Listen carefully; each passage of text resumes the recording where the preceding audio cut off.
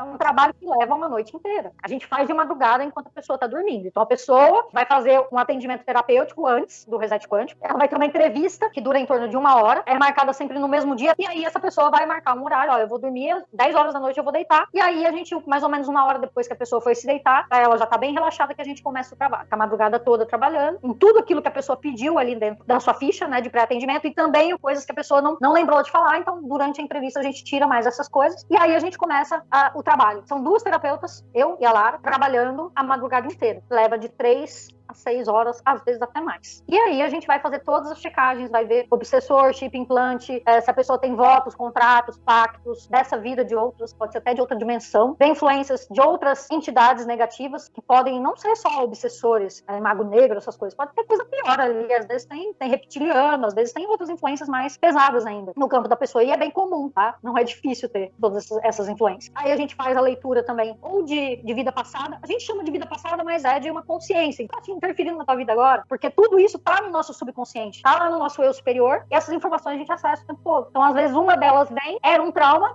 te acessou e você começa a vivenciar aquilo. Acontece muito com pessoas que têm traumas do tipo, por exemplo, todos os meus relacionamentos amorosos dão errado, eu não consigo me acertar em nenhum trabalho. Quando é uma situação repetida, principalmente, geralmente tem relação com vidas anteriores. Às vezes, a gente pode conseguir comunicação, mas isso é tudo de lá pra cá. Às vezes, acontece, por exemplo, de um parente daquela pessoa se manifestar, de vir uma mensagem. Acontece da gente só receber alguma mensagem de um guia. É bem personalizado, né? Agora a gente também tá limpando as linhas de tempo e a gente também tá fazendo as análises da metafísica. Por exemplo, a pessoa tem muita dor de cabeça. A gente explica ali por que a pessoa tá tendo dor de cabeça. A pessoa tem dor nas costas. A gente explica por que a pessoa tem dor nas costas, as ações que ela tem que tomar para que aquilo comece a melhorar. Então a gente consegue fazer um link com os sentimentos que as pessoas estão tendo, também com as dores que ela tá sentindo e com a história dela. Eles são mais ou menos assim. Se você tem um jogo de dardos, por exemplo, e você não tem força para chegar, pro dardo chegar lá, você não vai acertar o alvo. E também, se você tiver vendado e você tiver força, você não vai acertar o alvo, você não tá vendo nada. Então, na hora que você alinha seus chakras, é a mesma coisa que se você estivesse calibrando a tua força e tua direção. Então, você não tá mais cego, sem saber para onde ir, e você tá aplicando a força correta. A gente tem uma tabelinha aqui que fala, né, aceitável, ideal, ótimo e excelente. Aceitável é acima de 50%, né? E abaixo, 50% é trem tá feio mesmo. E quando tá acima, tá no nível excelente. Os deles estavam todos desalinhados, ou seja, ele não tinha direção e estavam fracos também. Então dá desânimo, você não consegue realizar as coisas, né? E quando isso tudo se alinha, tudo na tua vida vai andando. Coronário, vem uma ideia, aqui processa aqui no frontal, aí comunica, bota em prática aqui no laríngeo, no coração te dá ânimo, fala assim, não, isso vai dar certo, dá aquela paixão por fazer, no plexo solar dá a força para realizar, depois aqui no chakra sexual dá aquele prazer de estar fazendo aquilo, e por último, no básico, é que vem a realização material. Então, você vê que é uma sequência, então não adianta você estar todo desbaratinado. E aí começa a fazer mal também para os próprios órgãos internos, porque ele se alinhou, então não sobra espaço para ter dor de cabeça, para ficar com o intestino todo torto, porque a pessoa está com os chakras funcionando perfeitamente, está alinhado e está direcionado, né, com a energia certa. Depois a gente faz também a medição da vibração. A vibração do Daniel estava 125 Hz. É sinal amarelo. Tá lá embaixo mesmo. Tá menos da metade daquela tabelinha de Hawkins, que hoje a gente nem tá usando muito essa tabelinha, porque como a gente tá passando, né, pra quarta, quinta dimensão, essas vibrações já não aparecem em muitas pessoas. Quem tá muito mal ainda aparece nessas vibrações aqui, mas hoje em dia as pessoas já estão vibrando acima de 1000, mesmo quando chega no trabalho. Agora, quando a pessoa tá muito mal, ela chega num ponto desse. Essa vibração é a vibração do desejo. Aí fala, mas desejo é legal. É tipo quando você tá querendo tudo, mas você tá desapontado porque você não consegue nada. Você fica negando a existência de Deus porque você acha que você tem que fazer mais esforço porque Deus não vai ajudar. É essa que é a energia do desejo. E você se sente num processo de escravização. Parece que pra eu conseguir a mesma coisa eu tenho que fazer o triplo de esforço. E aí vai. Você vai aumentando. E quando você vê, você tá estressado, deprimido, tá todo estrupiado mesmo. E a energia vital também do Daniel estava próxima da de doença, que é 6.500 angstroms, que é a unidade de medida que a gente usa, é o mínimo, e ele estava com 7.400. Então, um pouquinho menos que isso, ele já ia estar realmente entrando numa doença do corpo físico.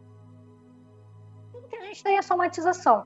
Tem problema de coração. Tem problema de coração, ficou angustiado a vida toda, ficou insatisfeito muito tempo. A pessoa tem dor de cabeça, pensa demais e não tem energia de realização, começa a dar dor de cabeça. Então, cada parte do seu corpo aí, ela exprime alguma coisa que você tá fazendo na tua vida que não tá legal. O que você tá fazendo, o que você tá deixando os outros fazerem. Então, você começa a mudar e deixa aquela pessoa lá e não deixa ela te atingir. Eu mereço coisa melhor. Quando você coloca isso pro universo, você consegue transformar as coisas. E o reset te dá essa força de realização. Ele te tira daquele, tipo, eu vou ficar invisível, porque aí ninguém vai mexer comigo, ninguém vai me incomodar. E você vai se reprimindo.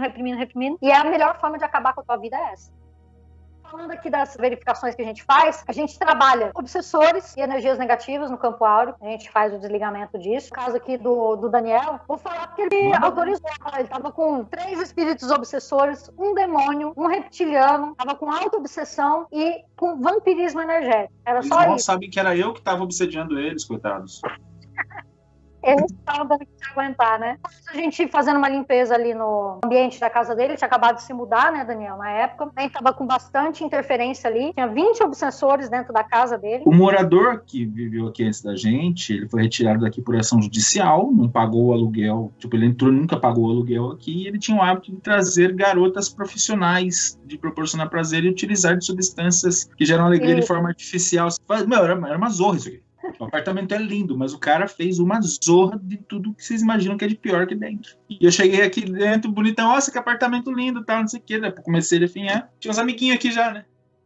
Estava com campos de força negativo. Esses campos de força, eles são formados quando a pessoa fica muito tempo na mesma situação. É como se fosse criando uma casca. Sabe a orelha do povo que luta lá, jiu-jitsu? Que vai ficando tortinho? Calejando. De tanto apertar. Então, o campo de força é isso. Vai apertando, chega uma hora que deforma, cria uma casca ali em cima de você, e aí não entra mais nada de positivo ali. Fica sendo como se fosse um escudo, mas um escudo negativo. Ele estava com 7 campos de força bloqueando ele. E alguns eram sustentados por entidades negativas e outros por outras coisas que veio depois. E também tem as coisas de auto-obsessão, aquela coisa da pessoa ficar se martirizando e às vezes ficar, eu não consigo, não dá certo. Isso também cria campo de força negativo. Tem gente que acha que elemental é só os bichinhos lá da natureza, né? Os gnominhos, as fadinhas, não é. O elemental, ele é igual naquele filme Divertidamente, uma animação, é bem legal, assistam esse filme, que mostra dentro da cabeça da pessoa, né? As sinapses dentro da cabeça da pessoa. Ela tem lá a raiva, a alegria, a tristeza, e esses bonequinhos que ficam ali dentro são elementais. Então, quando a gente fica tendo uma atitude por muito tempo, a gente cria um elemental. Fica sendo como se fosse um monstrinho que ele fica ali no teu ombro, ele cria uma vida própria e ele fica tendo aquela atitude negativa ali e ele se torna um parceirinho, só que um parceirinho do mal, né? O Daniel também tinha um desses e tinha também a auto-obsessão e as formas pensamento. A forma pensamento é ficar pensando negativo, né? E uma hora acaba se lascando também por causa disso. Depois foram encontrados também trabalhos de magia. Não era uma só, não. Eram 3 magias negras. Isso daí é comum em pessoas que têm contato com muita gente. Ele não tinha contratos, pactos, acordos ou votos, mas a gente também verifica essa parte, a gente não encontrou no caso dele. Aparelhos, chips, implantes negativos também foram encontrados. 3 chips, estavam no braço, no abdômen, no pé do Daniel, estavam se instalando aí, provocando programações negativas.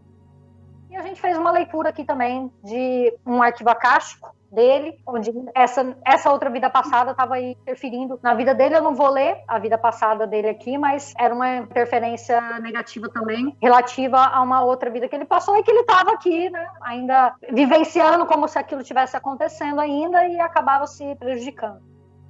E aí depois a gente faz uma ativação de energias positivas, de tudo aquilo que a pessoa está precisando. E além dessas energias positivas que a gente ativa no campo da pessoa, a gente faz também uma proteção no campo áurico. E se você se mantiver legal, essa proteção não sai mais. Ela vai ficar aí para sempre. Mas, como a gente passa nervoso, como a gente passa problemas aí na vida, ela pode ir se enfraquecendo e às vezes você mesmo pode conseguir, né, se cuidando mesmo, procurando fazer sempre um alinhamento dos seus chakras e das suas energias, você consegue manter essas energias aí por bastante tempo também.